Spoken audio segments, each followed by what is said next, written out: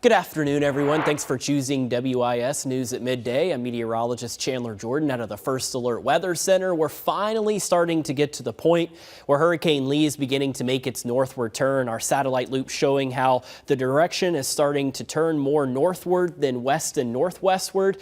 A little bit overnight, some drier air trying to filter into the eye of Lee, which is good because that helps the storm weaken.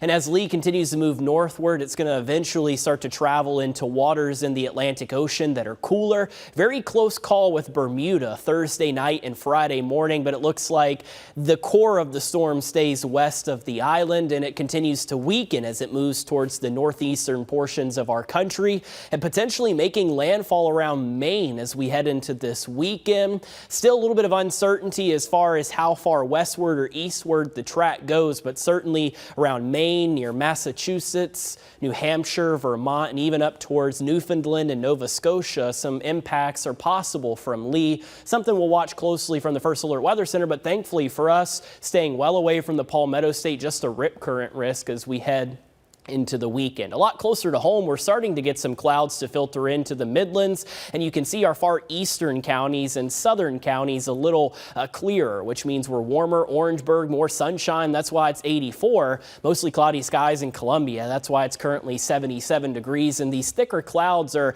out ahead of the cold front that we're waiting to arrive into the Midlands. Some thick cloud cover throughout Lexington and Richland counties. Far western portions of Lexington County, a couple of lighter showers out there, but really, we're going to see more clouds build in as we head into the second half of the day, and then eventually we'll start to get a few showers and thunderstorms flare up out there once we get into the afternoon and evening. So the counties that you see in green on your screen, this is to the south and east of Columbia, especially towards Orangeburg as well as Manning. Marginal risk of severe weather today, which means that one or maybe two of the storms that fire up a little later on could produce wind gusts anywhere from 40 to up to 60 miles per hour. And the one thing with this particular version of First Alert Futurecast is that it's struggling to process the cold front that is stalled out across the Midlands. So we will have a couple of thunderstorms out there by 4, 5, and 6 o'clock, even though this particular version of Futurecast keeps us dry. And then the activity that fires up across the region hangs with us partially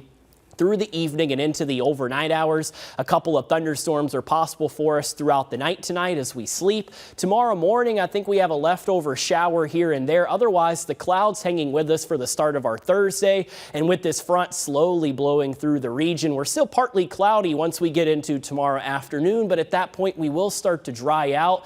And then as the drier air settles in tomorrow afternoon and tomorrow evening, we get rid of the clouds just in time for the weekend. And that's where we get the fall-like weather. Sunshine returns, especially by Friday, Saturday, daytime highs in the low 80s, and then check out our morning lows, mid and upper 50s, especially Saturday morning.